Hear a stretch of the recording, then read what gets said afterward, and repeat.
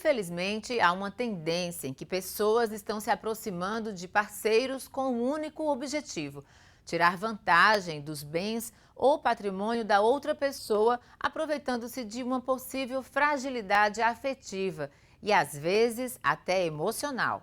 A juíza Silvana Carvalho Soares, substituta da 4ª Vara Civil da capital, durante entrevista realizada em nosso estúdio, conta como se configura o estelionato sentimental ou estelionato afetivo, que tem previsão legal no artigo 171 do Código Penal Brasileiro.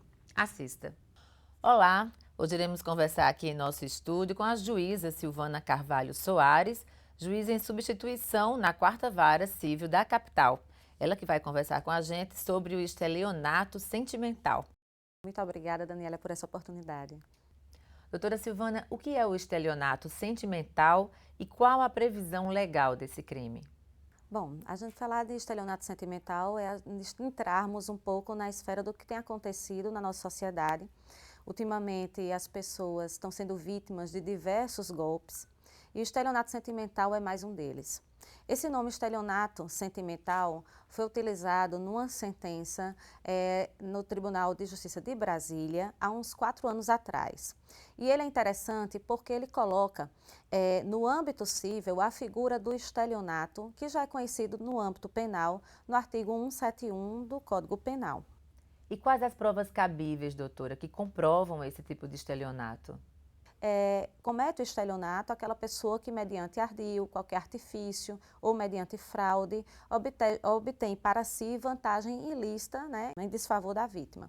Então, trouxemos esse termo de estelionato para o âmbito civil, não é? E aí ele serviu para colocar essa intenção do agente de, mediante fraude ou ardil ou esse artifício, ludibriar a vítima de forma a conseguir para si uma vantagem.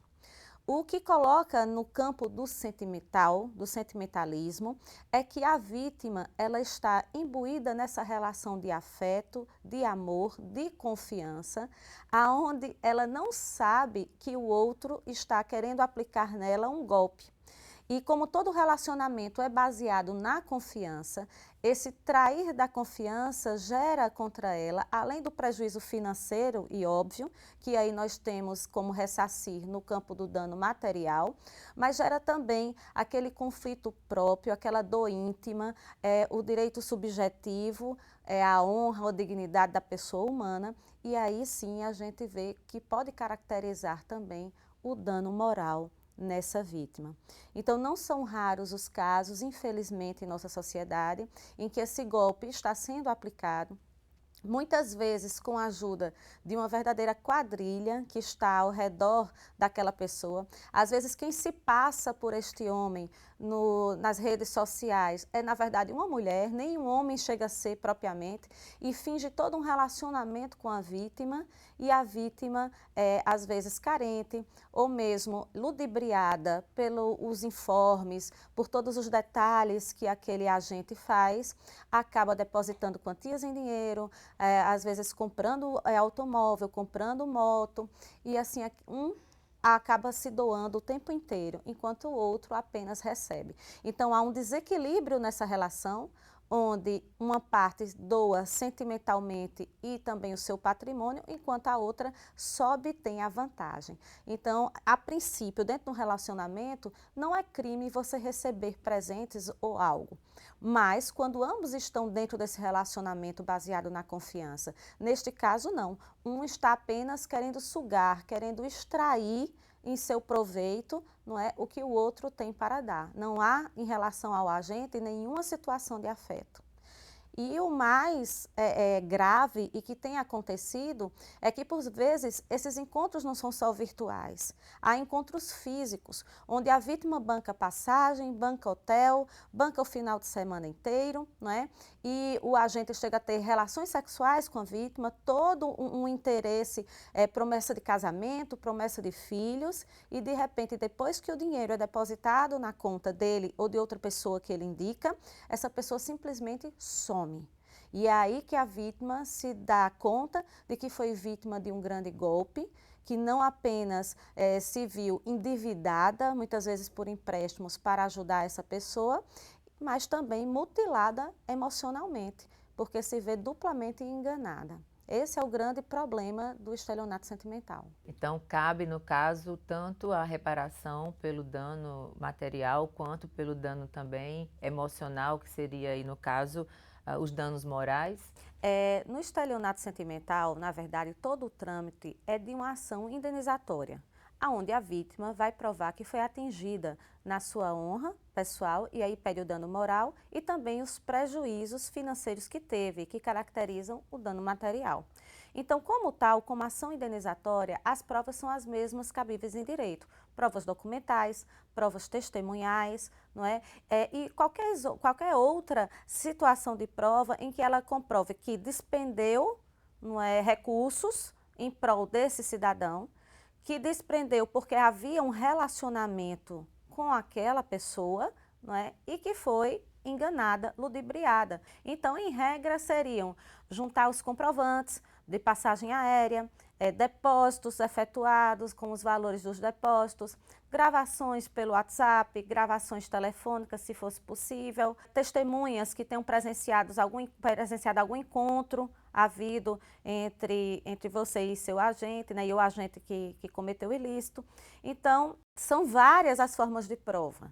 Então, cabe indenização tanto pelo dano material, quanto pelo dano também emocional. Então, seria um direito subjetivo. Veja bem, se falarmos no âmbito penal, é outro processo. Então, a vítima, ela tem essa dupla funcionalidade de ver seu direito reconhecido. O primeiro é no âmbito penal. E aí, no âmbito penal, a gente vai ter a aplicação da pena prevista no artigo 171, que é uma pena de prisão. E qual a penalidade prevista, doutora?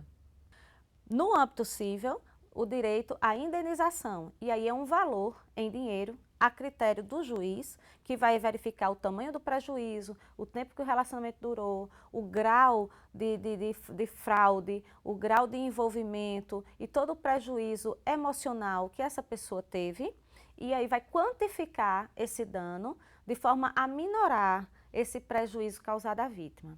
Então, no âmbito civil, há uma certa subjetividade em relação ao quanto, ao valor que a vítima vai receber. Vai depender de todos esses critérios que o juiz vai analisar caso a caso. Preocupante, doutora Silvana. Inclusive, acredito que casos também, outros, né, que devem as pessoas se envolverem de tal forma que vão até mais além. Teve um caso, e aí o desfecho foi terrível, que o golpista, o estelionatário sentimental, ele, além de usufruir da mulher, ele, além de extorquir o dinheiro da mulher inteiro, ele celebrou com ela um pacto de morte, onde, obviamente, só ela se matou. Entende? Então, o cara ainda fez isso para encobrir o crime, ela morrendo. Então, os familiares descobriram depois do que tinha acontecido. Então, até isso, você vê o envolvimento psicologicamente, o que ele é capaz até de fazer uma pessoa se matar em relação a isso. Ok, doutora Silvana. Então, para finalizar aqui o nosso bate-papo de hoje, fala para o pessoal que está em casa qual a orientação que a senhora dá para as pessoas que vivem ou estão vivendo essa realidade, né? Ou estão na iminência de viver esta realidade e que realmente não sabem como devem agir. Bom, então vamos começar pela prevenção, né? Ninguém sai do nada. A pessoa não simplesmente existe no âmbito da internet sem ter um pai, uma mãe, um familiar, alguém que o conheça previamente aquela situação. Então não tenha medo de investigar aquele seu possível parceiro, aquele seu amigo, possível amigo virtual e que possa se tornar algo mais. Então a pessoa sempre deixa rastros sobre a sua origem. Se a pessoa não se identifica como não tendo mãe, não tendo pai, não tendo familiar, já desconfie, ninguém sai do nada. Pesquise e não tenha medo de pesquisar. Hoje a internet tem diversos campos em que a pessoa pode pesquisar a origem de outra pessoa, antecedentes criminais e determinadas situações. Se você pesquisou e não viu nada, desconfie, pode ser até um nome falso que a pessoa esteja utilizando ou um perfil falso. Então, utilize inclusive a ajuda de amigos que conhecem mais o campo virtual e que possam lhe orientar nesse aspecto. Segundo, escute sempre opiniões de pessoas de fora.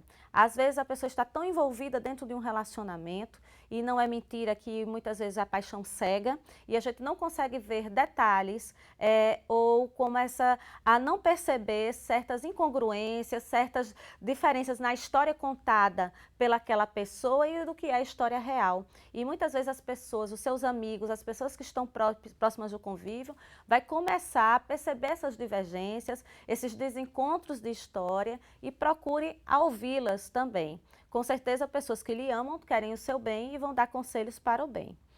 E a outra forma são aquelas pessoas que já estão dentro desse relacionamento e desconfiam, ou seja, pessoas que o tempo inteiro aquele parceiro pede dinheiro e mais, às vezes pedem dinheiro baseado numa promessa, tipo, se você me conceder essa moto, eu tenho como arranjar um emprego e aí eu posso me casar com você. Ou agora eu estou em dificuldades financeiras, mas assim que eu estiver melhor, eu vou lhe assumir e vou assumir você para minha família. E essa apresentação à família nunca acontece e sempre você precisando depositar quantias em valores, em dinheiro. E você nota uma certa ansiedade. Enquanto você não deposita, ele passa mensagens, ele pressiona, ele começa a insistir mais naquela situação, não é? Então desconfie dessa pessoa. Quem ama, quem gosta, vai compreender você do jeito que você é, independentemente de você ter ou não valores sobre isso. E outro conselho que eu dou para a vida financeira de qualquer mulher, não apenas a mulher que está nessa situação, é que se você não tem dinheiro para emprestar a alguém, não empreste. Não assuma empréstimos próprios para poder quitar dívida de ninguém. Porque depois o relacionamento se acaba, ou mesmo você está dentro de uma fraude, mas a prestação lá do seu empréstimo vai ficar lá no seu nome. E, infelizmente, não são poucas as mulheres que estão endividadas por conta de seus parceiros. As ações na justiça crescem assustadoramente, as ações de cobrança, não é? E a mulher fica sozinha nessa situação vexatória.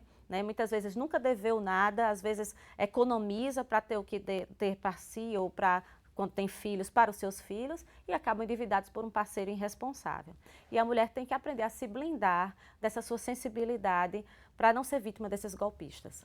Ok, doutora Silvana, foi um prazer tê-la aqui no nosso programa. Muito obrigada por ter aceito o nosso convite e ter esclarecido a todos que estão em casa, sobre esse assunto tão polêmico e atual, que é o estelionato sentimental. Muito obrigada e até a próxima. Até a próxima, Daniela. Eu que agradeço a oportunidade de estar esclarecendo aqui às mulheres algumas ações judiciais que chegam aqui na Justiça e que isso sirva assim, de exemplo para que outras mulheres não cometam o mesmo erro. Muito obrigada. Obrigada, doutora. Nós conversamos com a juíza Silvana Carvalho Soares, em substituição na 4ª Vara Civil da capital paraibana.